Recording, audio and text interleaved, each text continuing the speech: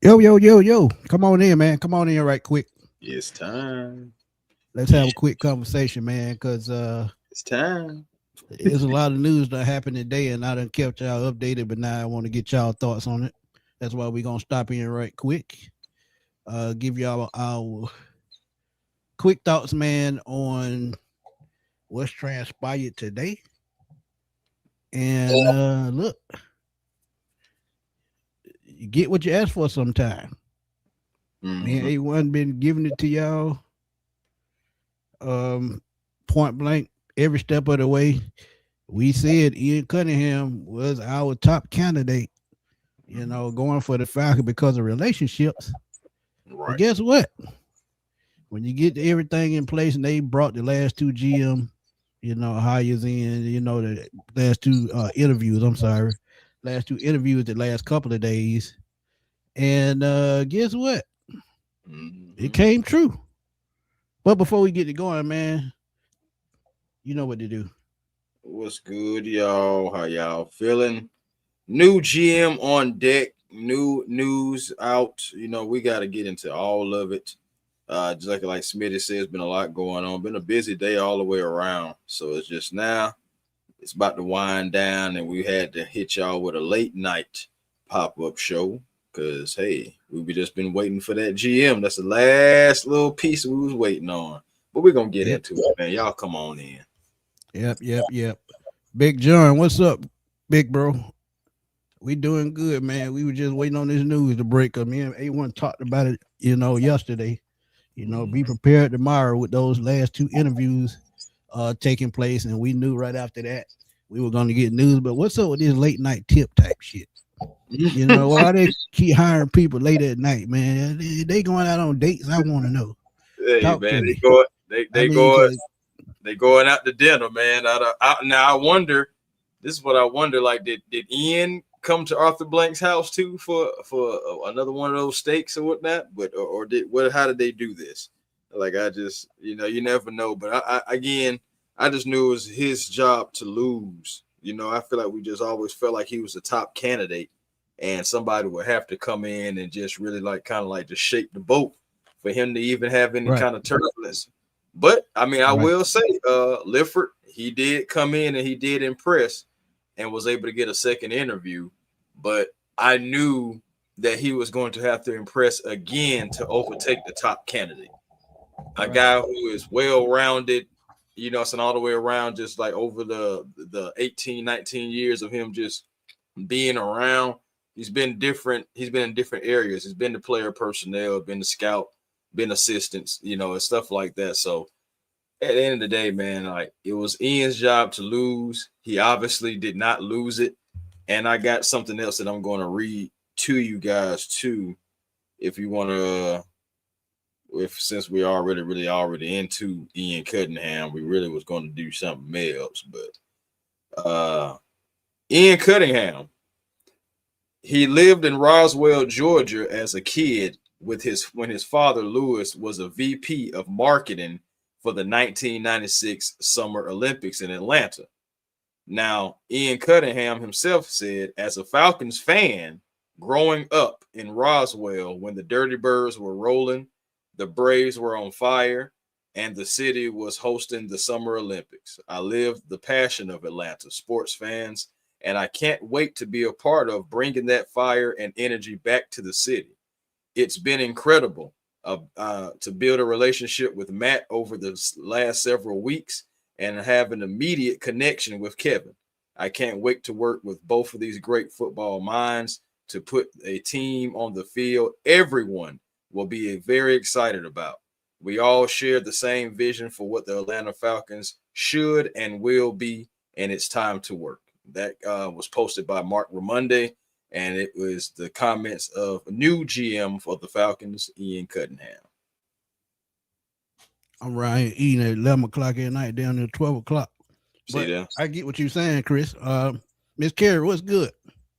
Um, Jason makes a great point. Oz knew some treats because he did work in Baltimore. He's also worked in Philadelphia. So he's had experience in some of the best front offices of teams right now that are thriving. So that's a good thing. So now we get, the repercussions of what he has to offer us as far as knowledge of working in the front office and him being an assistant and help put together that Chicago Bears team that's currently just ended in a divisional run. This is a positive. But let's take a step back right quick, and we're gonna talk about it. And Kirk Cousins, y'all see him in the background. News came out. Josh Kendall of the Athletic put it out. He will likely be released before March 13th, and this is good news because let's be real, we can't take that $68 million cap hit. We need the cap space to keep building this team, and now that we have everything in place, it's time to start shedding salary to try to build up salary cap space, get towards 35 to 40 million, so we'll have enough adequate space to make the right moves. Because you got to think, you still got guys like Caden Ellis without a contract. You still got, Arnold Ebiketie without a contract. You have other guys that were on the last year of their deals. So we'll see in the coming weeks or the coming months how this team will start being constructed once the new league year starts March the 13th, I think it is. So we'll see how it plays out. But Kirk Cousins absolutely had to be one of the first cut cap casualties going into the new league year, and to get this news right at this point when hiring and bringing in a new GM, who knows, it might have been his first call to tell them, shed that salary, I want to come in with more cap space. But well, I mean, of course, tell me your thoughts right quick. No, I'm just saying, I mean, we've been talking about it, really, bro. There was no way we could keep him. Come on now, like, you have to start side-eyeing people who just think that we was going to just keep Kurt and pay that $67 million. $67 million for what? This isn't Kirk Cousins when he was with Stefanski a few years ago. At the end of the day, you had to make the move, and I'm not surprised about that at all. I was fully expecting for Kirk Cousins to be cut because we need the cap space. We need that all the way. Well, honestly, when the contract was restructured, I knew it was over with. But again, they're going to give him the opportunity to go see if he can find a starting job somewhere else. I would not be surprised. What's good, family? But I would not be surprised at all if Kurt end up back in Atlanta as an insurance policy, just like how he's been the past 2 seasons. So yeah, because either way it go, if they bring him back, guess what? He's gonna be getting paid twice because they're gonna be bringing him out double the checks. Because if you sign him to a new deal that's reconstructed, that's team friendly, it's probably still gonna be in the range of 20 to 25 million. Let's keep it real. Because he's a veteran for one, and there's a such thing as a vet minimum. So I think the vet minimum for his age is probably about, I know it's over $10 million. So you got to add on to that outside of the vet minimum. So it's going to be 25 at least, in my opinion. But I can see that. I can definitely see that. Miss Carey said she loving the hire.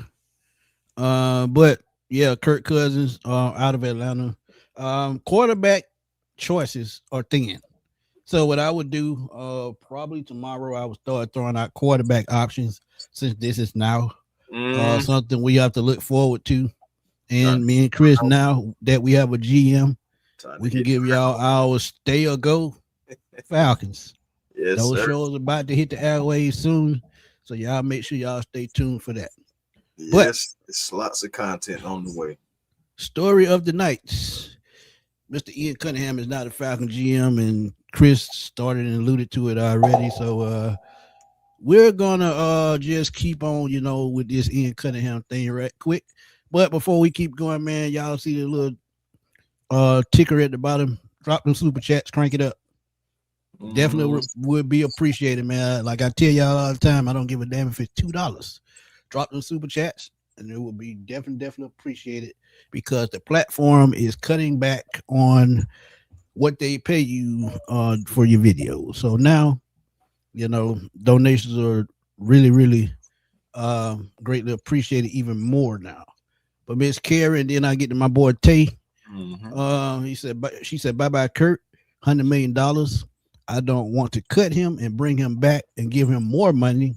I don't. We have him $100 million already. He can play quarterback for free with the money he's making. I agree with that. That's absolutely true. I'm with you on that. I'm with you when you're right. I don't want to bring him back either. It's just I'm thinking about safe bets and thinking about past relationships. We know that this is where it goes. So I'm just saying if it does happen, just don't be surprised because we've already talked about it. But hopefully, no. Hopefully we don't even go that route. And hopefully we honestly can possibly, I mean, we could still pivot to Mac Jones, but we also could just try to get like a little lesser quarterback type bridge option that's not so expensive because we still believe in our quarterback Michael Penix and whenever he's going to be able to come back. Yep. But had a little technical difficulties, man. I don't know what happened with the screen. It just went out. But I'm back, man. Acknowledge it, man. Granddad said I thought it was nothing less than $25. Man, look, they taxing everything, man. Trust me, they taxing everything. Drea, appreciate you. My homegirl Drea, man, she's showing love as usual, man. Appreciate you. Man. She said, evening, do you think it's possible that part of the hiring process was to send the prospective GMs to the Super Bowl where the final decision was based on their performance and evaluating talent and how it fit our vision? This is an excellent point, man. When you think about it, it is right on point because one thing about it, they've been evaluating probably for the last month or so or a little bit over a month. And as I told y'all, I think Matt Ryan has been behind the scenes, doing what he do, trying to learn how to evaluate and to see how a deep of a playoff run that they made with Ryan Poles and Ian Cunningham. It was absolutely part of the decision why they took him. What they've put together in Chicago, building that team from the ground up. One, as I told y'all on the previous video, y'all can go check it out. You look at the move they made via the draft with Caleb Williams. You look at Rome Odunze. You look at free agents like Montez Sweat, and Grady Jarrett and whoever else they brought in via free agency. They retooled their offensive line, bringing in 2 starters via trade. So they've done their homework. And I absolutely think the evaluation process had to do with what they've done the last 2 years in Chicago. And the reason why Leppard got a final interview, they wanted to give it one last run to see what he brought to the table because y'all remember, he was part of the Patriots team that, were building championship teams. And then you go to Houston and look at what he did with DeMeco Ryans and that team right now. It's all about growth and development, scouting. That's what Terry Fontenot did well. So that's why part of the reason why he got the job. You have to be able to scout talent to bring in talent to make your team better. So I absolutely think it was absolutely them evaluating the talent and how it fit the vision. That's a great point, Drea. Go ahead, Chris. Yep, I couldn't say it better myself. Yeah, I think she was saying like when she said SB, it might have been the Senior Bowl. Right. But still, either way it goes, yes, you can have these guys go down there and evaluate that talent. You had to bring in somebody with scouting experience regardless because of what Terry could do. Terry was a scout for the New Orleans Saints for years. And coming up throughout that rank, you still was going to have someone that could scout talent. You look at the Chicago Bears and what they have done, being, like you said, building it from ground up, and now they're a playoff team. They got the coach that they needed. And you see that they are having progressions. At the end of the day, you still have the relationships as well with Ryan Poles. So I think about it, and I'm like, it was Ian's job from the beginning to lose. He would have to lose the job. I always felt like he was the top guy. And again, Leppard, he gave a fight, at the end of the day, because being a Georgia native himself. So you think about it, it came down to Georgia boys. Who was going to be the one that's going to be the best fit. And again, I just think about how well-rounded Ian is, not just as a scout, but other positions that he has been in his 18 years of serving in the NFL. And I just believe just that little bit was able to inch out Leppard, even though he did, scouting for the Patriots for 9 seasons, been to the Super Bowls, championship games, etc. I get it. But being able to have a guy that you really can just go knock on his door and you can really ask him about multiple things and really can ask him about all things, I'm sorry, that's invaluable. You can't put a price on that. So absolute facts. Facts. But Miss Carey wants to know. What She you said, got? putting in that work, covering the Falcons, working overtime. Salute to y'all. Hit the like button, everyone. Thank Yeah. you. Appreciate you, Miss Carey, as always. Thank you. Randazza. He said, super chats. Yeah, Google take 30%. Yeah, they get you, man. Yeah, Yeah, bro. they Like, definitely cutting back. that's recently happened too. Like, I mean, I'm not even necessarily where Smitty is just yet, but I'm just even thinking about it when I get there. I'm like, man, y'all already just be cutting off the content Yeah, creators. because I mean, I could just look back at just 3 years ago, man. 2, 3 years ago when I, started getting monetized, it's more than half of what I was making back then. So, that's why I say, super chats are well, they appreciate it more than ever now because it's basically the only way we making money on this thing, man. Let's keep it real. Mhm. But Phil Savage say Stefanski is a weak yes man, zero backbone, and player development is non-existent. That's something that yet to be seen. That's Uh, something that yet to be seen. Yeah, we're gonna see what she may have meant senior bowl, but I still think, like I said, being able to um do what you need to do to scout talent is something that, landed the job for him. Being said, I really appreciate you two men because y'all speak what y'all truly think and not just by who y'all are around at the time. God bless you both and your families. Appreciate you, Ben. No thank you. doubt. Appreciate you, my guy. God bless. Seriously. Huey, what's up? Matt is about to get offensive line together, something we never really had. I don't agree with that. We've always had a great offensive line. We've had a great line for the last 10 to 15 years, especially when Matt played. Then when he was about to leave, they put together a run first line that suited what Arthur Smith liked. So look, um, we may not, agree with what the move that they make, but they've always put together a solid line. Even when Michael Vick was here, even when Chris Chandler was here, we've always had a decent offensive line. Now we had times where we had a lot of injuries and we had to retool the line, and yeah, I can remember those days.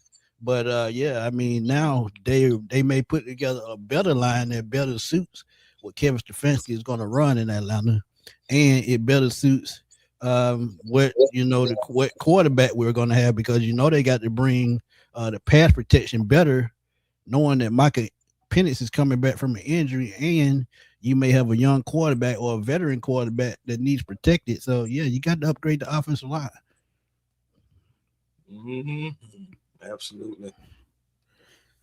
Granddad said maybe a drag, but yeah, Patreon and PayPal, yeah, get more of the funds and quicker in fashion. Yeah, but I had my Cash App hacked before, so I don't mess with that stuff no more.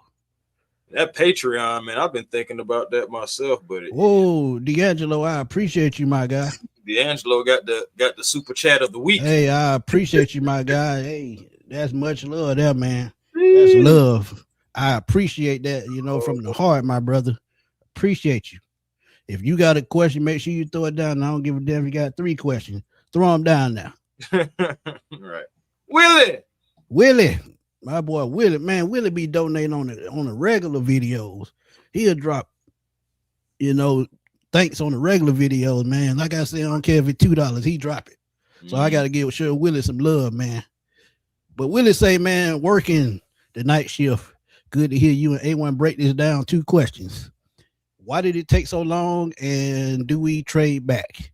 Those are 2 excellent questions. Oh, yeah. It took so long because, like I said earlier, I think they were doing their due diligence and they just didn't want to, man. Like Arthur Blank said, he don't want to make any more mistakes. And how do you not make mistakes? You take your time and do it the right way. And look, I'm guilty of saying, and I'm not afraid to say it. I'm guilty of saying that I don't think you should hire a coach before the GM. But at the same time, this is what you hire Matt Ryan for to make these tough decisions. So I get it. And we were the last team without a GM. So look, sometimes you got to make the tough decisions, and sometimes you got to hit things in the mouth while they're presented right at you. Because if they wait on Kevin Stefanski, he goes to Tennessee the next day, they lose him, and we in the same boat as to trying to get a guy that we really didn't want, that we forced to get, and we have no chemistry with. Robert Yeah. Sala. And then that's why it took so long. And since Matt was in place, and I mean, it happens. But that first question, you go ahead and ask, get your thoughts on why it took so long. Oh shoot, man, we know why it took so long. Again, you could not go into. My thing is, everything had to be calculated because you're getting rid of a new head, a 2-year head coach. You're getting rid of Terry Fontenot, so you're tearing this thing down, trying to rebuild it. I feel like if we would have hired guys just like boom, boom, like just off of virtuals, pretty much, I feel like that's honestly really, I'm saying, hustling backwards. So I'm glad that the Falcons did their due diligence. Now, would I have liked for the coach and the GM to kind of be around the same time? Of course, but at the end of the day, you can't, Captain, you can't complain about everything. At the end of the day, we have a coach, Kevin Stefanski, someone that can work with Matt Ryan. Matt likes both of the hires in Ian and in Kevin. And then Ian even said himself over the last few weeks, he's been bonding with Matt Ryan. So again, his job to lose. And then you also said just that instant chemistry with Kevin. So they all have a vision in mind. Hopefully they can put their heads together and be able to, have that vision come into fruition. But you just got to do your due diligence. We have been out of the playoffs for over 8 seasons. We cannot afford to let this continue to fester like the New York Jets, who haven't been since 2012. 2010. Yeah. 2010. Yeah. And, AFC championship game, but still, you haven't been there. And we don't need to be trying to catch up to them. We need to end this. And so that's why it took so long. And then okay, go ahead. My bad. I'm about to say, don't forget about the trade back question too. Yeah, that's what I was finna go. Yeah, I knew you were cutting it short, but the trade back, absolutely, we have to keep that in mind. We only have 5 draft picks, and if we get a trade, say like we have a second round pick around 48, pick 48 is what it is. If we trade back, I would say towards the end of the second round, I think we can pick up at least 2 more picks. Why? Because with the trade points, I think you can probably get, bottom of the second, you'll get a second round, maybe a 5th round, and maybe a 7th round pick. So trading back has to be an option because you have so many free agents, and you have so many depth spots to fill, especially at the receiver position. So you absolutely have to, consider trading back. But what you think about that, right quick? Bro. Shoot, bro, I was asking us to trade back for the last 2 seasons. Shoot, you think I'm changing now? Yeah, I know you said that last year. Absolutely. I ain't changing now. I ain't gonna lie to you. Yeah, we only got 5. My thing is, Ian needs more draft picks in order to do what he do. I feel like it's kind of unfair. And honestly, let's just keep it real right now, Falcons fans. Let's talk about this on January 29th at 11:52. Right. If Ian only has 5 draft picks, and he is unable, because you need 2 to tango, sometimes 3, and everything, and he can't find anybody to trade with or willing to trade out of their spot, don't go jumping on Ian's back because he only had 5 draft picks and he did the best that he could with 5 draft picks. I'm just saying, let's be fair, because he didn't have as many draft picks as Terry when he first came in. Well, Terry had like 7, 8, 7, 8. They had 2 in 1 round, and actually 2 years ago, I think they had about 9, if I'm not mistaken. And they end up trading 2 of those to trade up and back. So yeah. So that's what I'm saying. Like, just want to give it with a grain of salt.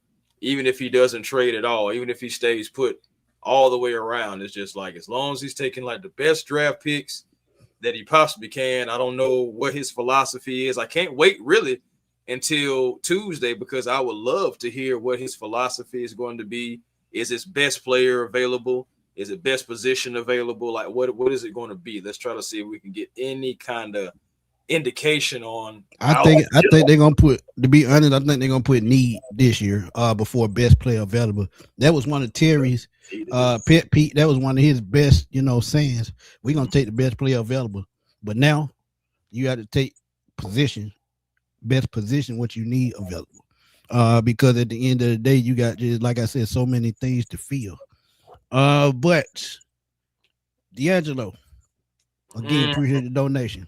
How do y'all feel about the Falcons drafting Carson Beck? Man, A1 talked about this extensively. Oh my God. Carson Beck? D'Angelo, man. That's tough. Actually, shout out to my boy G. Let's get it, G. He sent me a question on YouTube about this, and I still got to do the video. But to look at, you know what, D'Angelo, I'm gonna be real with you, man. Because of the guy that we got, the coach that we got, knowing now that he's worked with so many veterans and he can probably find a way to use Carson Beck. Because let's be real, he has prototypical size, he has an NFL arm, and I think all he needs to do is just get in the playbook and and just learn the game. And because sometimes I think Carson Beck's problem is I don't think he studies the game enough. Because he's got the talent. He's definitely got the talent. But I just think he be in his own head sometimes, like Chris said. And sometimes, when you're in your own head and you overthinking things, you liable to make mistakes. Because if you seen his time at Georgia and his time now at Miami, some of the big games that he's played in, he just made simple mistakes where he just made bad judgments. And that lets me know he's in his head a lot of the time. He has the prototypical size, the NFL arm. I just think he needs to land up under the right coach. And the Falcons could be that team. And I'm going to tell y'all, and I'm going to put this in the video, and I go and stick more into this. But I feel like if he's there on day 3 at some point, the Falcons might take a chance on him. Why? Because if you have to go out and sign a quarterback, with Michael Pittman probably being a backup until he comes back, or you have to have a backup until he comes back. When he comes back and you move on from that bridge guy, you bring in a Carson Beck. Now you have someone to battle Michael Penix for that starting spot in 2027. So I could see it. I could absolutely see it. But what you think, Chris, right quick? It's not a need. It's a need, but it's not like when you look at the Falcons, you see other holes just in the quarterback. You still have a quarterback on a rookie contract. Yes, I understand the injury situation, but I'm going to be real with you. You can still go out and still get a bridge quarterback for cheap. I got a name right now. I don't like it, okay? But at the same time, I got to be real. Especially with having Ian Cunningham now. I said before in the chat that you could get somebody like Carson Wentz.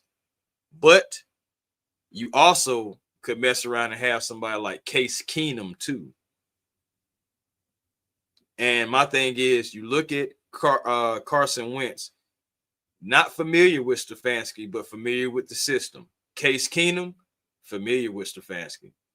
Kirk Cousins, familiar with Stefanski.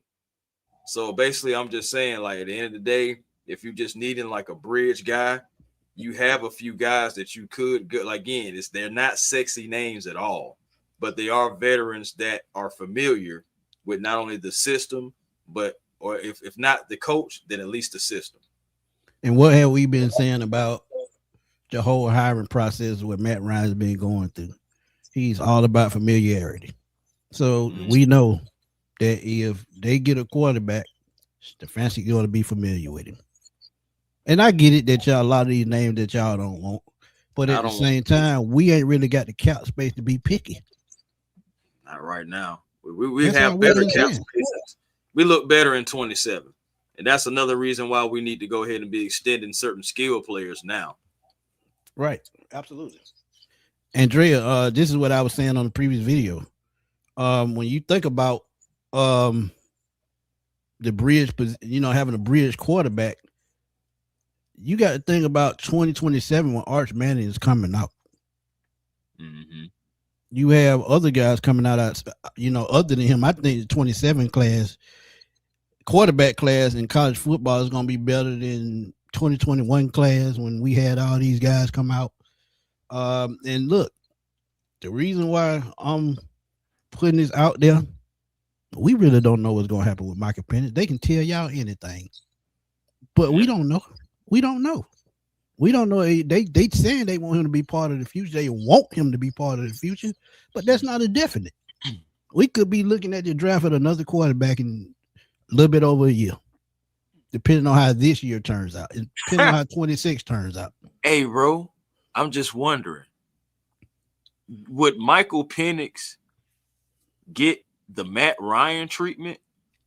And what I mean is, would they just continue to try to build around him and not even give any kind of indication of getting a quarterback drafting wise to be behind him to even put any fire on this behind? That's a great question, because Matt Ryan never had a challenge as long as he was the quarterback. Now, the only thing that the person that they put behind him was Matt Schaub. And when Matt Schaub played against Seattle that game, he threw for 500 yards. And that was the only time he had competition. But let me say this. The only reason I think it won't go that way, because I bet Matt Ryan wish he would have had somebody behind him to put a fire up under him. So he's not going to let any other quarterback go through that. While he's the president of football, he's going to keep everything in a straight line. He's going to keep it to where the quarterback's going to have to compete year in and year out to keep their job, and that's really anybody on the team, not just the quarterback. But I think for him to keep his job and keep his job going in the right direction, he said it himself, competition. You talk about playing physical, offensive and defensively winning the game in the trenches. He got all that covered. So I don't think we will have to worry about that again. But when we talk about 2027 and that being Michael Penix's fourth year and possibly without a fifth year option, that's why I think you will possibly see a quarterback drafted in 27, depending on where we end up in the draft process. Because I just don't see that just happening again. Not going, going without a quarterback and going through that phase again. But said it took long because of contract negotiations. You have to keep interviewing and drive down the price. That's absolutely true. Absolutely true. Absolutely. Not nothing to be taken lightly at all. I'm just honestly looking at some of the Bears players, because you think about it, man, there are guys that are going to be unrestricted free agents, and some of these guys right now, they're looking kind of cheap. You may have to be able to get some guys, maybe fill out some rosters. I see a couple safeties. Now I see Kevin Byard, but I think they're going to try to bring him back. He played well for them. Brisker can probably be another one that's going to probably end up coming back. But you got Jonathan Owens. You got Nashawn Wright. I know he had those interceptions, but I know he had some trouble in coverage too. But I really just believe it's going to be a Bear or two that even come over, even if it ain't nothing but special teams. Being Duvernay, it could be Devin Duvernay. We need help at the receiver position, and with who was that as a kick returner? Agnew not doing that on kick return and special team being bad. Yeah, Duvernay could definitely be an option, because you got to remember Duvernay is a 4-3 guy, so he can fly. Yeah, you talk about Taylor Gabriel all over again. He can be that guy. And that's what I'm saying. And he can play a little wide receiver if you need him for a cheap option there. But definitely, I'm thinking about special teams. We need somebody that can get some pop back there. And Devin, he's definitely been one of those guys. And he's only 28. He's still only 28. He only made $1.1 million last year. So affordable contract. Contract. Now I will say about Nashawn Wright. Now he had them 5 interceptions, but again, like I said, he did have some trouble in coverage, and Bears fans let him know about it a lot. And the Bears, they have like a cornerback room that is kind of full too. They got a lot of different first rounders and some just top talent in that room. Right. His market value, which is surprising to me, because I know he only made even 1.1 million, no extra change or nothing. But no tax, no nothing. No tax, no nothing. But again, he was at the end of his rookie contract. Okay, that makes sense now. Yeah, because he's been traded before, but his market value is going to be 16 million. And I'm like, nah. That makes sense though. I mean, it's his first contract, Mm-hmm. and you know with the numbers he put up, you factor that in, and then you know his agent is going to ask for anything at that or above. But C. Bryant said he finally caught it live, man. Hey, C. Bryant, I'm glad you finally caught it live, my guy. And he Hey, said what's the happening? next couple of years for us will be interesting. They are make or break years, and that's absolutely true, man. It's definitely make or break. And with Matt Ryan taking over and being the first time, being in the front office for the first time and being in his position, it's definitely make or break because one setback can make it bad for Matt and everybody else in that front office. Because just like we have been in the playoff for 8 years, ain't no room for mistakes. Period. So this is why it's been time consuming.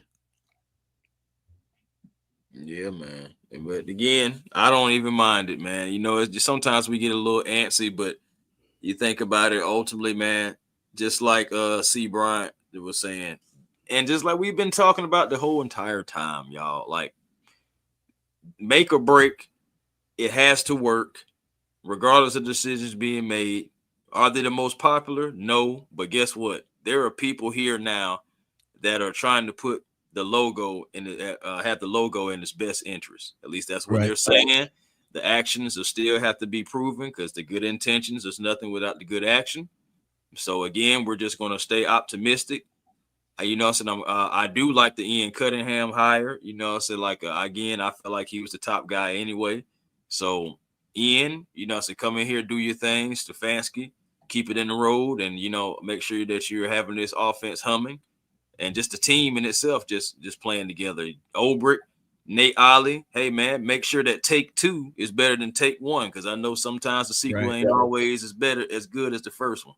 So it's like I'm expecting camaraderie to be able to overtake, you know, so any kind of like any kind of walls where we all run into.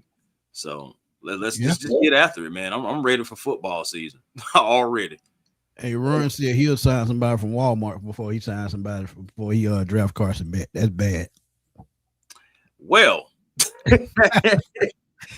I mean, Uh, I ain't saying that he trash. It just honestly, man, he I just really needs some don't. development, man. Let's Yeah, keep it real.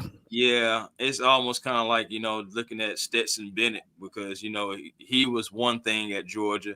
He still has some development he has to do, and you know Carson does too. I mean, Carson got an arm though. I will say that Carson does have an arm, and one thing about it, a team will take, you know, a chance on that arm to just see, well, if I can just tweak it just a little bit, I can have myself a quarterback. So I can still see Carson being drafted. But 2027, that's going to be an interesting year regardless. So Michael Penix, it's really the ball is going to be in your court. I still don't think that we should rush him. I think, you know, since the doctors don't be trying to like, don't nobody be trying to bribe the doctors or anything like that, man. Y'all let the doctors do their job. If the man ain't ready, the man ain't ready. If he is, then I'm gonna take it for what it is. But And I'm gonna be honest, bro. I really hate he said what he said I because do too. now you giving people hope that Yes. you're gonna be ready for the season start, and you got to think: are you gonna be ready for training camp? Are you gonna be ready for preseason? See, these things you got to answer, and I Yep. don't think he'll be ready for either, no matter what he says. So I mean, like I said, Zach Klein threw the question out there, bait him into answering, and I think he threw out an answer. He just think everybody wanted to hear. So I mean, he giving us confidence, but at the same time, you know, sometimes you just don't want to, you know, give people the wrong impression. But you would say I went to a card show last weekend and found a Taylor Gabriel card. My life is complete. There we go. Everybody liked Turbo, man. Everybody. Hey, Turbo was a good guy, man. He always took out time for fans to take pictures. I saw him take a picture with a Falcon fan in LA. She flew all the way out to LA to that Rams playoff game. He went to the sideline, took a picture with her, and rest is history. love it. That's what we love right there, man. Yeah, old Turbo. Eric, I'm gonna give y'all a defensive tackle prospect probably tomorrow or Saturday. He's a guy from Florida State. I want y'all to go check out his tape. But I'm gonna give my quick analysis on that tomorrow Saturday.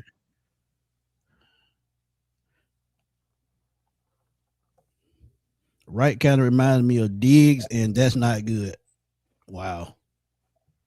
Wow. That's oof. No, I ain't gonna lie to you. I told you he had trouble in coverage. He did. He did. But He's like, you remember Diggs had all those interceptions. There was a lot of over tip passes. So I uh-huh. get where he going with that. I get where he going with that. But my thing is, you see who they paid. They paid Bland. Yeah, and that was the right move because he was better in coverage. Um,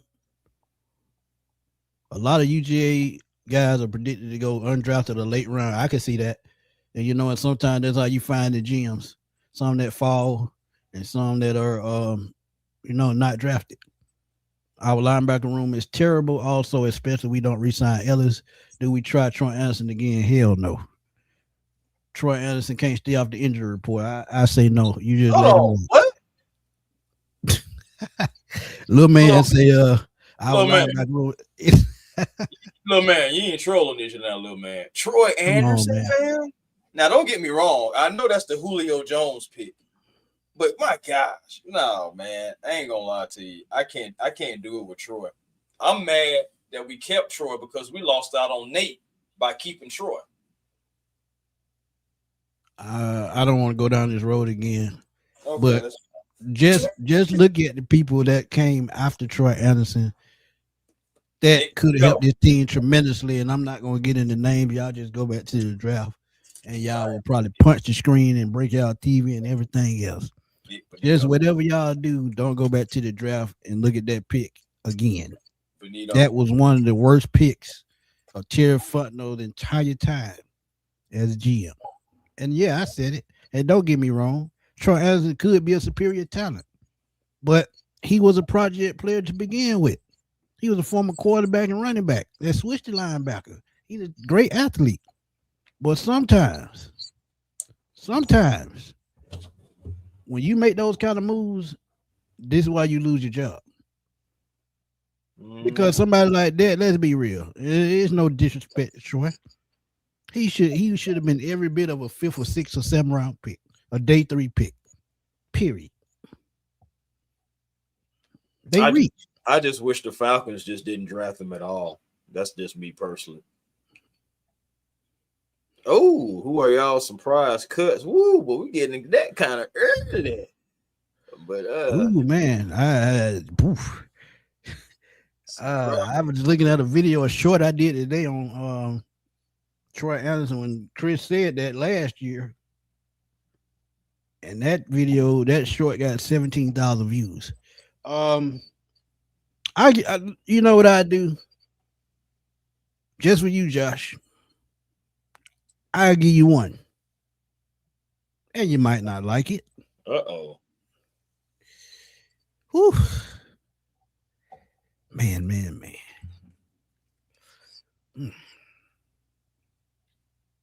I'm trying to think. So Darnell Mooney. Would that be a surprise though? Well, I guess it'd be a surprise because they owe him so much money. He has a lot of dead cap space.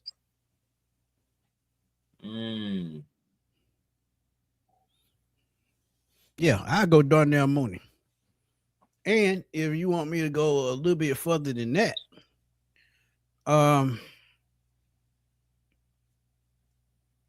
have to say, it is really not a surprise. But I would say for cap space reason, I would say Caleb McGarry. Dang, yeah. I felt like you was gonna go with that one. Okay, since we're talking about surprises, this would be a surprise, but would it? I'm gonna go with Ryan Newzeel. Nah, that wasn't no be so. He's on a 1-year deal. Yeah. Boy, we signed him to a 2-year deal, and it runs. Oh, but yeah. But it is really an option for a second year. Let's be real. It includes Go ahead. My bad. Now I said it includes a $6.25 million dollars guaranteed. The total value of it was only $9.5 million anyway. So it wasn't really even a bad contract. You really could keep him. Oh no, he'll be a backup either way it go. If he stays, he'll convert to being a backup again. So I mean, look, it might not be a cut. So I mean, if they do cut him, they'll probably sign him to a cheaper deal and bring him back. So he's already got his money. So look, he'll sign for a cheaper deal, and he's a better backup anyway. I mean, I still think that he would be serviceable. I think you could, keep him on the team. And my thing is, the only reason why you would be making him a backup is if you're going to get somebody like, for example, Tyler Lindenbaum. That's the number one guy. Granddad say like Kyle Lewis as the new edge rusher out of Pittsburgh for the new linebacker. Y'all got to think too. We could see more of Jalen Walker as a off-ball linebacker this year. He worked on being an edge rusher, but I could see him more as an off-ball guy this year. Do you think we replaced Kyle Smith? If so, with who? What was Kyle Smith? He was the assistant. No, he wasn't an assistant. He was player personnel, was he? Player personnel, yeah. So I mean, they still looking. They may already have filled that spot. They may have already filled it. I mean, I just got to research it. Not gonna lie. I don't know right now. I have to look at it and I'll get back to you on that one, Ricky. Drea said, Matt said unfinished business. He's still chasing that ring, so he has got to get this right. Just trust the process. And Drea, that's what we doing. Love it. And this is why we giving y'all this feedback, man. We trying to keep a lot of y'all level-headed because y'all been going off ever since Matt got hired. So look, I'm telling y'all, you got to trust the process, man. Granddad throwing out some names, man. He said Jacob Rodriguez, and I know who that is. A riser in the draft for stud. He was part of that Texas Tech defense that was top 15 in the nation last year in every category. So yeah, we'll see. But linebacker is definitely a need. Marlon Davis was under Terry. Yeah, he was under Terry, I think. Right. I think he was one of Terry's first picks. Real quick, market value for Linderbaum, $17.7 million. Ooh. So look, okay. I'm glad you brought that up. This is an excellent time to bring this point up. Kyle Pitts is in that same range. 16 to 17 million. What do? Do you bring back one of your offensive weapons, or do you upgrade your offensive line to protect the quarterback and help your run game? Well, like on the interview that we had with Todd McClure, I'm expect us to build up the middle. And I absolutely 200% agree, because at the end of the day, we went out and got an all-pro center and Alex Mack. What happened? Yeah. Oh shoot, Super Bowl, baby. You know what I'm saying? Okay. That's all we need to say. And I'm not trying to rib y'all up to say we going to the Super Bowl if we get him, but he gives us a damn good chance to be a good offense again. And if we have what we think we have in the right play caller or play callers, and Stefanski and Reese, anything is an upgrade over Zach Robinson. And Linderbaum is only 25. New Zealand is 28. So he would definitely get he would probably get a 5-year, $100 million deal. Yeah, he can easily be your center for years to come. Because honestly, you just said 17 million, right? 17.7 million is the market. If you give him 5 years, $100 million, that's 20 million a year. Yeah, it is. It would be. So I mean, you go for it. I mean, you go and look. You got to think about it. You're gonna need that anchor on the offensive line. And Todd said it, and I'm gonna add this point. Jake Matthews is along in the tooth. Caleb McGarry is not the future at right tackle. So you're gonna need somebody from Lindstrom to Bergeron. And if you had Linderbaum, that is the core of the offensive line. Those tackles, you can draft somebody or sign somebody to fill those tackle positions. But when it comes to the run game, the interior of that line is the most important part. That is the brain of the offense. So, look, I'm telling y'all, Tyler Linderbaum, and shout out to Berto, shout out to Kill. They brought this to my attention at first because I wasn't even really thinking about that part. But that was probably one of the smartest. That would probably be one of the smartest moves this offseason if they signed a free agent. And there's no disrespect to Kyle. Well, He they're can go out, eligible. right. They're reporting eligible, so they're in the trenches. So I wasn't surprised, but when I had heard it from the guys myself, and shout out to the fellas, man. Yeah. C. Bryant, he said they need to stop playing and bring Covington's own Eric Stokes back home. He had a very good season with Las Vegas. And if y'all know Eric Stokes, former UGA cornerback, speed demon, runs a 4.3, 4.2, I'm sorry. He runs a 4.27, and we need cornerback help. He could be a great rotational piece, or he can battle for that number 2 spot. So, C. Bryant, I agree with that 100%. I think we're going to end up signing a corner and drafting one. Oh, I see it. I see it because I'm telling you, and I'm gonna be real. Cornerback or wide receiver in the second round, point blank period. That's the only way you can go because you need depth at both positions. Because you got to think, Billy Bowman is coming back.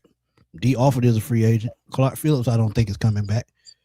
Mike Hughes, he signed a 3-year deal, but most of his money was tied into that first season. He could be cut. So we need cornerback help. And think about it. Stefanski comes over from Cleveland.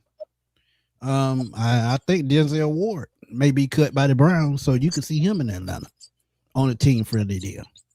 So, I mean, we got ways to go, and how this thing gonna shake out, we don't know. But look, I think, like you said, you can see some Bears, you can see some Browns, but a lot of GMs like to bring their players that they brought in on their own.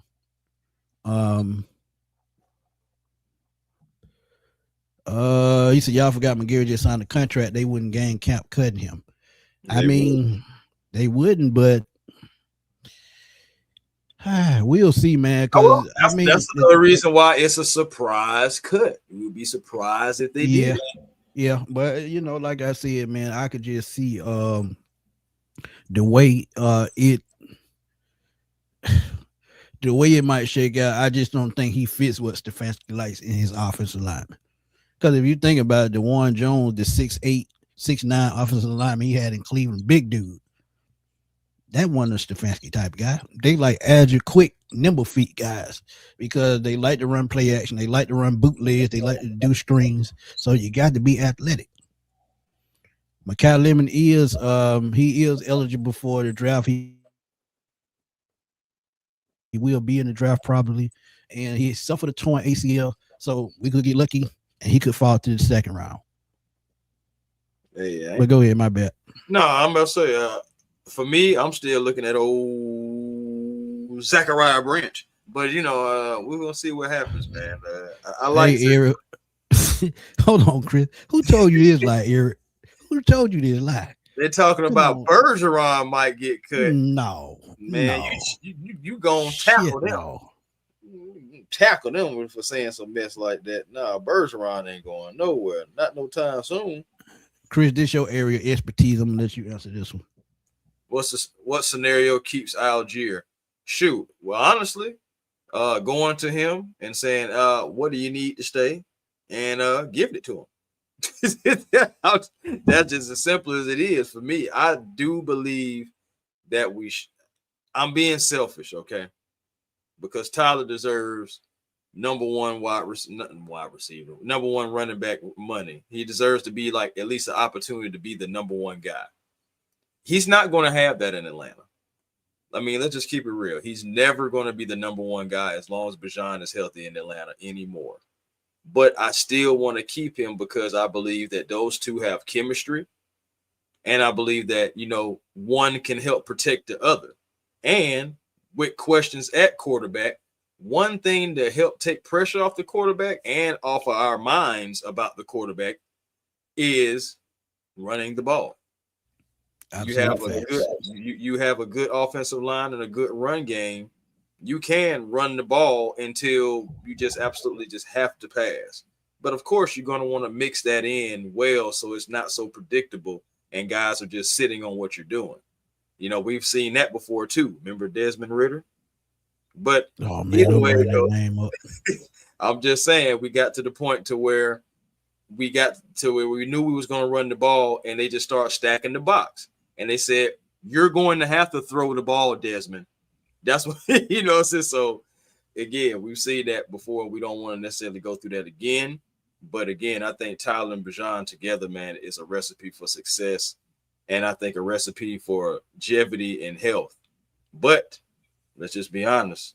And I feel you, Tay Hall. I do. I don't think Tyler is staying. I think somebody's going to offer him money because they see the old school style that he has as a running back. They see that he doesn't shy away from contact. And honestly, more times than not, he wins the battle in the trenches. He's running the guy over. Cornerback, safety, even some linebackers. So at the end of the day, man, I just feel like you should keep Tyler Algier. But I know in keeping Tyler, you will lose somebody else. I know it's a lot of people that say, hey, man, I'd rather keep Kyle Pitts over Tyler Algier. But just for me, I'm just thinking about the run game, and I'm thinking about the quarterback situation and how it all can go hand in hand along with the offensive line. If you can get all those things to work together, I feel like you got a recipe, but we'll see. And then, we talked about, Kyle Pitts, but now that I just thought about that Tyler Linderbaum comparison, I let Kyle Pitts walk. Because, it's tight ends in the draft that can come in and do what he can do. And think about it. I think David Njoku was on the last year of his deal, and he was a Kevin Stefanski guy. And you can probably bring him in for cheaper than what you're paying on a 1-year deal, cheaper than what you're paying Kyle Pitts. Because David Njoku has already got his big deal. And he may have one more year left, and they may cut him, who knows. But, if he's available, I can see him here. And, again, I would take that center over a tight end because that offensive line is very important to protect your quarterback of the future, no matter who that is. No matter if it's this year, next year, 2 years from now, that center position is important. And you see how important it was this year because Nuzil held up his own, but pass blocking wasn't his strength. It wasn't his strength. So, you go get somebody that's, good at both. They say, go get you somebody that can do both. Yeah, so we'll see, man. We'll see. But, another tight end that nobody's talking about that could be out is Cole Kmet with the Bears, who was with Ian Cunningham in Chicago. He could definitely be an option because he's a receiving guy. And, look, we like Kyle Pitts. We love Kyle Pitts. There are other options out there. Cole Kmet is the name I just thought about when Tay brought this up. The Bears drafted Loveland with the 10th pick. Just shows Ian values tight ends high, along with Ryan and Stefanski. So, look, Cole Kmet could be here in Atlanta. Who knows? Because I think Loveland going to take that spot in Chicago. Yeah, he is already on the projection to go to have that spot. To be honest, he's a gamer, and honestly, they're going to give him more opportunities, so I can see it. I also seen a question about inside linemen, like the defensive tackles and stuff. I'm gonna bring y'all all of that, man. Yeah, we're gonna bring y'all all of that. We're gonna give y'all all the prospects we can before April hit. But go ahead, Chris. Yeah, I'm just already looking at the list. I'm not gonna give it away, but I'm looking at the list, and boy, it's a lot of old guys. The way college football set up now, you're gonna get older guys coming out in the draft. Oh no, I'm talking about free agency. Yeah, I know. Yeah. Oh yeah. There's a lot of older guys, and I'm gonna tell y'all, man, y'all didn't like Eddie Goldman, but I think we lost Eddie Goldman. Grandizer. This is one of my main guys. I think he's gonna slip into the bottom of the third round. I don't know why, but I think he's gonna slip into the bottom of the third round because he's very athletic. He can block, and he has decent speed. So, Sam Roush is gonna be one of them guys that slips into the bottom of the third round. If he lands on the right team, Kansas City is one of those teams that he fits perfect. So, Said Loveland already got it. He almost had 200 yards in division playoff game. See what I mean? Mm-hmm. See what I mean? That's what I'm saying. Now, Holmes Holmes all right. I ain't gonna lie to you. He's a good one. And he's gonna take that job. Well, like you said, he already got it. He already got it. Bottom of the guru, he said, you guys think Bill Callahan helped Jack Nelson improve on the right? Absolutely. Ooh, absolutely. Absolutely. Bill Callahan is one of the best offensive line coaches to ever coach in the NFL. This And is if why he I can't, love. Go and ahead. if he You can't, got now, and I was about to, I'm just setting you up, and I said, and if he can't get it the best out of him, y'all know what's gonna happen. He was 7 round pick, so what they losing? Nothing. nothing. Cause like I tell y'all, anything from 6 and 7 round to me is project players. Somebody you gotta develop a little bit more than the average player. I mean, because look, 7th round is close to being undrafted. So I mean you need a little bit more development. Hey, Tate. Hey, I like this one from Tate. Yeah, old Eric Genty. Yeah, Yeah. Chris talked about him. Yeah, Chris talked about We've him. been talking about linebackers a little bit, behind the scenes, and yeah, I do like him, man. I Yeah, do. Chris talked about him. So yeah. I mean, Tay, when I put up my next drop profile video, just drop a name down there. Drop one name. Don't drop too many. Because I can't Right. do but one at a time. So You get sick, goddamn it. but yeah, Chris talked about him, man. 6'6" can do it all. That'll be interesting. I don't know if he'll be there for the Falcons, but that'll be I'm gonna interesting. tell you though, he remind me, and I'm an old school guy. He reminds me of Jameer Miller. Y'all might not remember because yeah, it probably for y'all time. But he was an Arizona Cardinals linebacker that played. He could get out to the quarterback. He could drop back in coverage. He was an interception demon back in the day. So yeah, he reminds me of Jamil Miller. Go ahead. I'm looking at this. All right, and see, man, I'm already kind of like giving that stuff away, but hypothetically, look at your ass. If we don't re-sign Caden Ellis, I would not mind going to get a younger option. Caden is 30 years old, going on 31. I know some of y'all may be like, really? He's that old? Yes, he is. And I'm not going to lie to you. As far as market value, this guy is costing a little more, only about $1 million and some change. But market value right now, I'll take Quay Walker. Ooh, and have him with Divine Diablo. Y'all talked about that on Twitter the other day. Man, that would not be a bad idea. Man, that would not be a bad idea. Because y'all got to remember, some of these guys, even though they don't play on the same team, some of these guys in the NFL, they train together. And they talk about these things during the offseason. Hey, man, what if you become available doing such and such? Come on over and play with me because we got this person, we got that person. Oh, this happens all the time in the NFL. How do you think Derrick Henry got to Baltimore? Yeah, that's another thing. It's just stuff you got to think about. Yeah, nobody's trying to say he would love to keep Algier, but he wouldn't get enough touches to justify paying him and what he probably deserved. That's an excellent point. That's what I'm saying. That's an excellent point. That's why I keep saying, like, when I talk about Algier, I say, I'm being selfish. I'm admitting it because I know he deserves that money. And I know that the carries, again, just like he's saying, it's not going to warrant the money that's being paid. But I just, oh, man, it just be lovely. Because, again, we've talked about, okay, who can you have to replace Algier? I'm like, for Bijan, nobody. I'm like, you already got it. But and the guys that you could replace him with, you ain't going to be able to get because those teams want to keep those guys. Exactly. So like I'm just saying, like even Seattle is going to be in that situation in a minute with Charbonnet and Walker the third. Walker, yeah, absolutely. And see the thing about running back, even though all running backs are not the same, running backs are replaceable because it is a position that you don't need a superstar to get 1,000 yards. Because as I tell y'all all the time, Mike Shanahan, when he was in Denver, he can plug any running back in the backfield to get 1,000 yards. Mike Anderson, Quentin Griffin. And this was, I think a little bit, it was before and after Terrell Davis. And Terrell Davis was a fifth round pick. And he was a special teams guy before he even became the starting running back.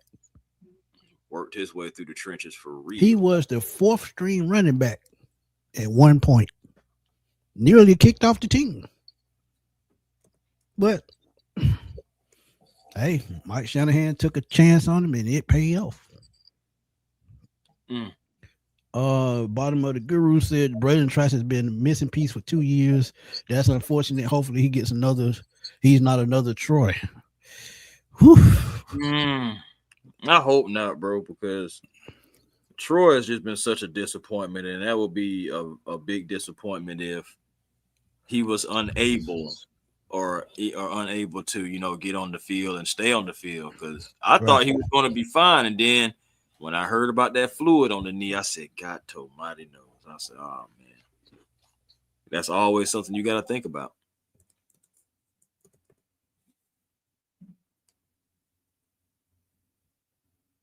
My bad. I'm eating again. Um, This when you guy. talk about, see, this lets me know that that knee injury is more serious than what they put on. Because if he had fluid buildup a year after the operation, that injury was worse than what everybody thought. That means he had a lot of structural damage. So, yeah, we hope he gets back to the field. But at this point, it's not looking promising. And I'm not gonna sell y'all no lies. We just gonna see what's gonna happen. But Granddad said y'all thoughts on Ephesians Prysock from Washington. All I hear is super good things about him in the day 3 range, but his stock is rising. Oh, he'll end up in the 3rd round. No way he makes it past day 2. He's a top 100 talent. He wasn't.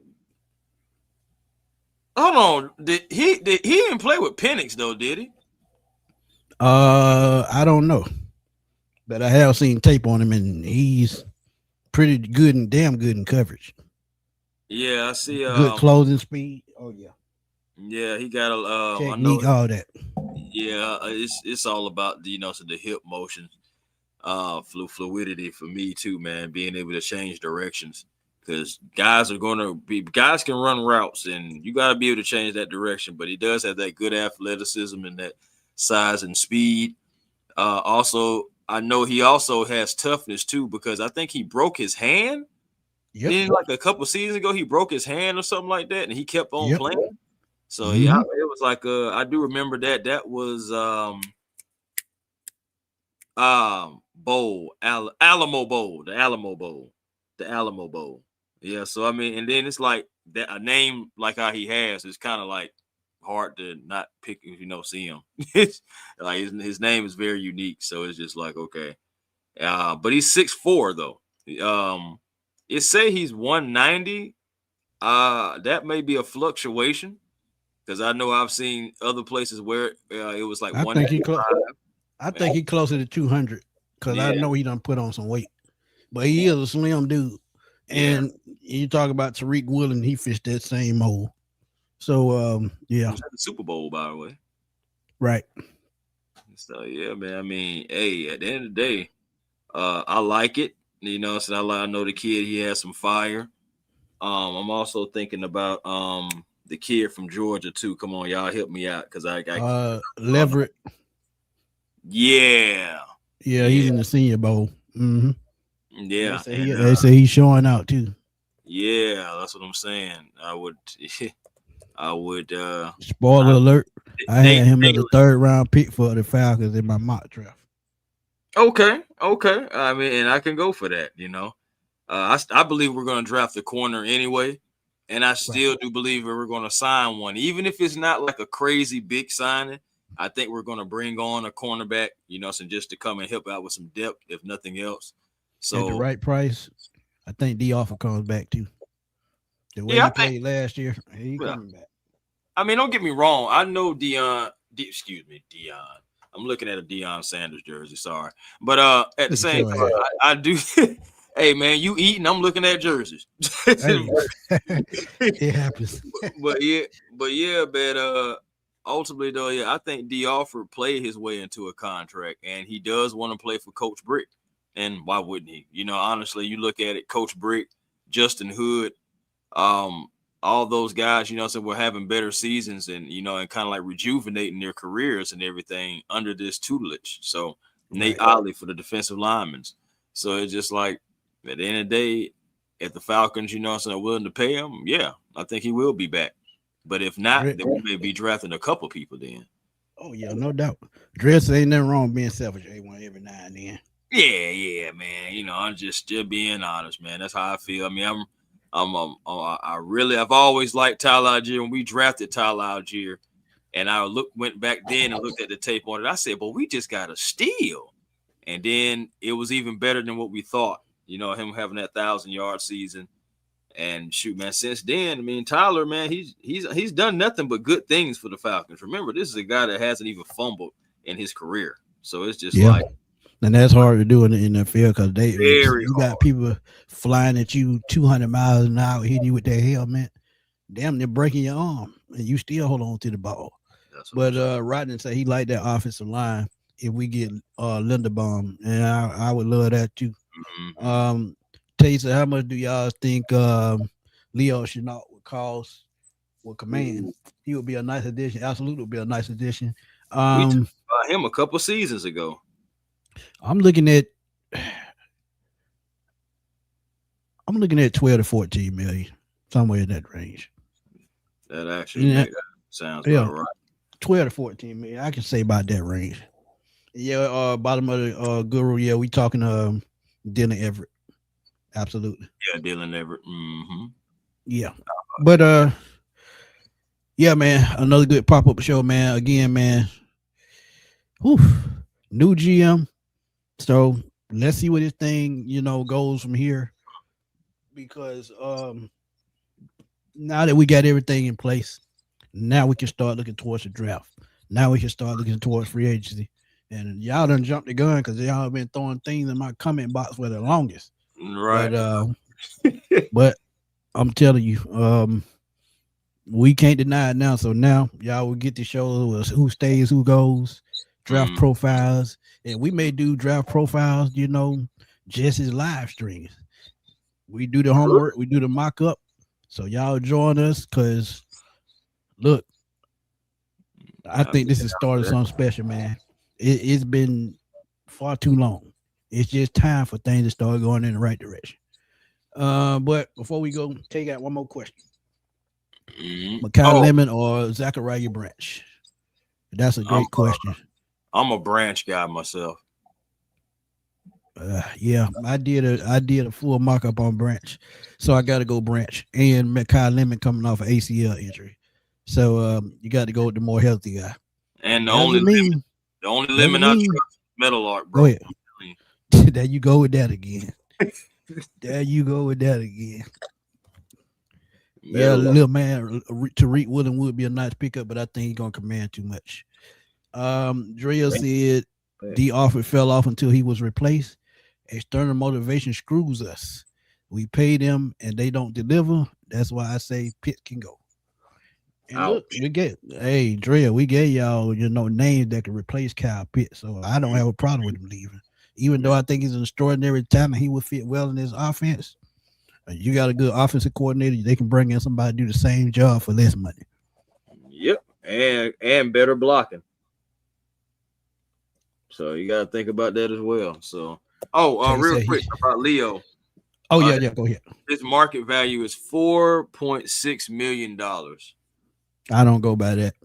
Yeah. The way he's been playing, he's going to get more. At the least, he would get 8 to 12 million at the least. Yeah, high side 14. I'm sticking to that 14 on the high side because look, I tell y'all all the time, that thing can say one thing, but team getting the bidding war, they're gonna drive that number way up. Yeah, that's why also I wouldn't be surprised about that 20 million a season for Linderbaum. Oh, he coming off IR, so okay. So if he coming off IR, then yeah, that 4 million makes sense. He'll sign a 1-year deal for about 4 to 6 million and prove it like Devon Diablo, but that Devon Diablo got 2 years, so he's coming back for 1 more year. But I think they'll sign him to a long-term deal at some point this year. Okay, yeah, he dealt with a shoulder injury that kept him out from week 16 through 18. Oh, he'll be ready. He'll be ready. What was his numbers last year? Let's see.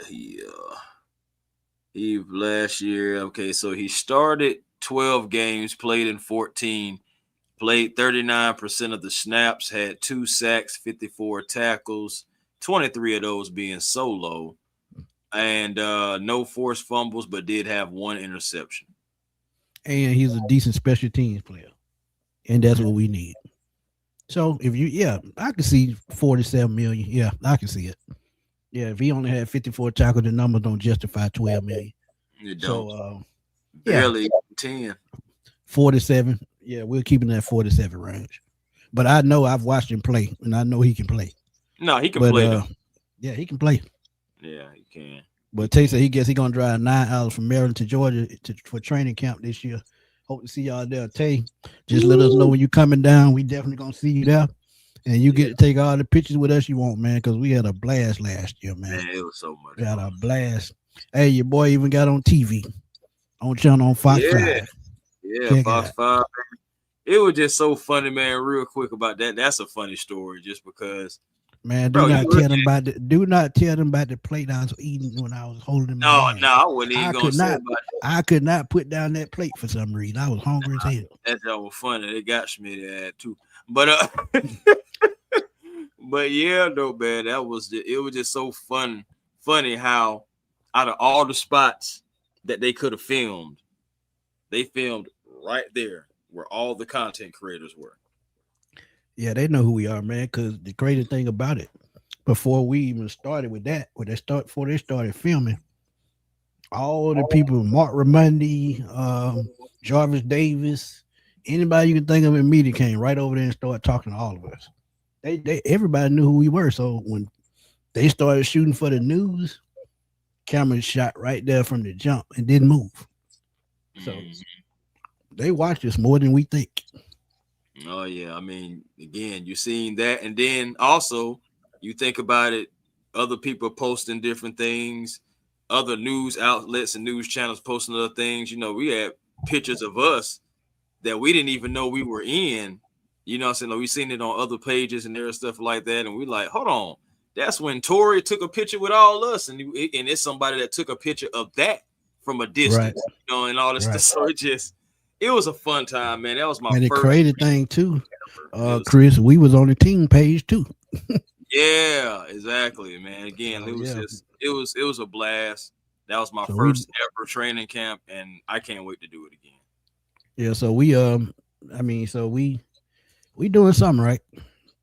Tate said Lemonade is coming off of ACL. That's someone else. Okay, I was wrong. I admit I was wrong. But yeah. Right before we go, he said, how will Mike Evans' season go with Zach as the OC? Mike Evans would not be in Tampa Bay next year. There are already reports that he might be gone because they can't afford that salary anymore, and they got too many spots they need to fill. So you might not only Mike Evans, you might see other players take pay cuts or get cut at cap casualties. But yeah, Mike Evans will probably not be in Tampa. And my boy James Conner, former Buccaneer, he still has ties to the team. And he's been hearing it, you know, for a while. So he made a video about it. So we'll see. We'll see what happens. He'll probably go to the Saints. And somewhat in the division. Appreciate you, Brandon. Appreciate you, my guy. But yeah, man, another great pop-up show. Again, man, thank y'all for the bomb donation. Truly appreciate it. I didn't want to tell y'all, but I had to because that's why I keep the crank up the super chats. Because, you know, I love doing things for free. Don't get me wrong. But I love to be, you know, gratified as well. But look, thank y'all for the donation. Truly appreciate it. But Chris, you know what to do, man. Hey, man, just like I'm just putting right here, man. First of all, salute to the chat, man. Thank y'all for always coming through. Man, it's almost 1 o'clock in the morning and y'all up with us. So we really appreciate y'all for, you know, coming through because we do this content and y'all make it fun, you know, to do this content. And thank you for all the kind words and everything. Like, we really do, you know, take those to heart and we really do appreciate that. And it keeps, you know, motivate us to continue to, you know, bring out this coverage and everything, just everything that's going around just Atlanta sports, but especially the Falcons right now, because we're the hottest thing, the hottest topic right now. So again, moving forward, just get ready, y'all. We're going to be doing pop-up shows.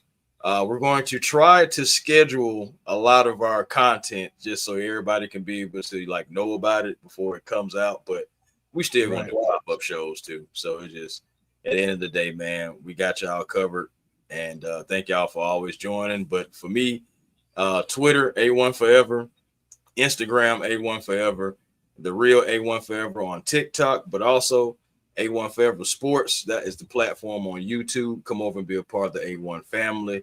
Also catch me on the Hawks Digest as well. Me, Walter, and Michael were over there doing our thing, covering everything, all Atlanta Hawks. So make sure y'all catching us over there as well.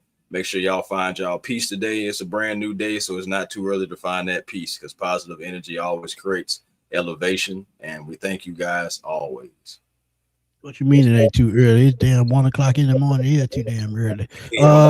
Find your peace. See, Brian, thank you for the donation, my brother. Truly appreciate it. And thank you for catching the live, man. We glad you caught this live, man. Truly appreciate you as always for supporting me because I know you've been following me for a very long time. I remember names. I'm good with names. That's something that I do remember. I got some people still following me from when I had 48 subs 5 years ago. So that's a blessing in itself.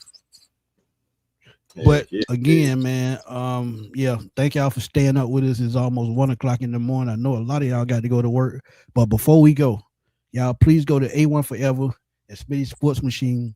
Hype up our videos because the more y'all hype them up, the more they get pushed through the algorithm, and YouTube will recognize them a little bit more. So see, Brian, I know you've been here since day one, my guy.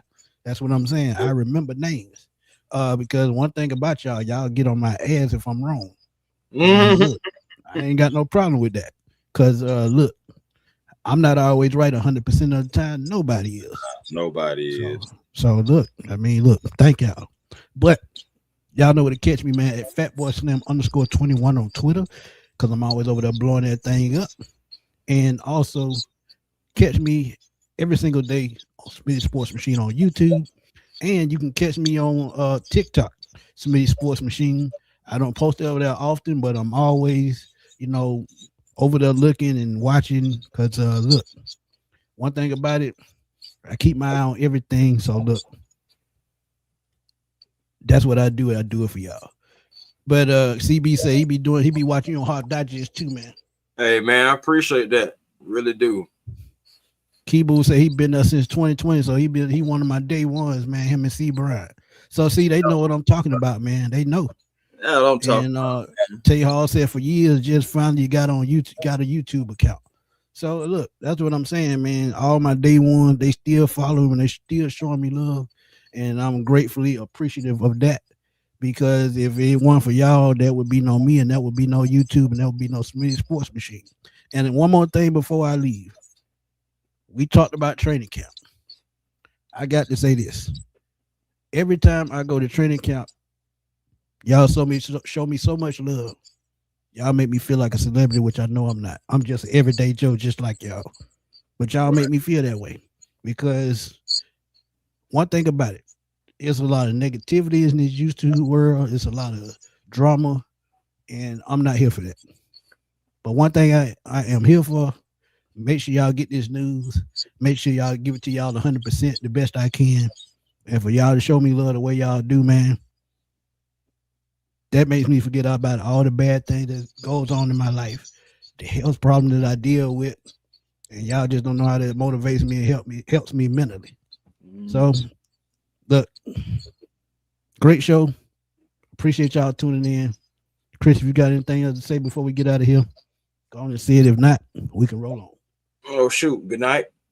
Good morning. You're right. But yeah, we'll see y'all in a little while, man, because I'm sure I got some videos dropping in a little while. But I talk to y'all in a little while, man. And again, man, y'all go check out the previous videos I put up today. And that'll give y'all a little bit more insight as to Ian Cunningham and Kirk Cousins situation. But until then, man, we're going to holler at y'all later, man. Peace.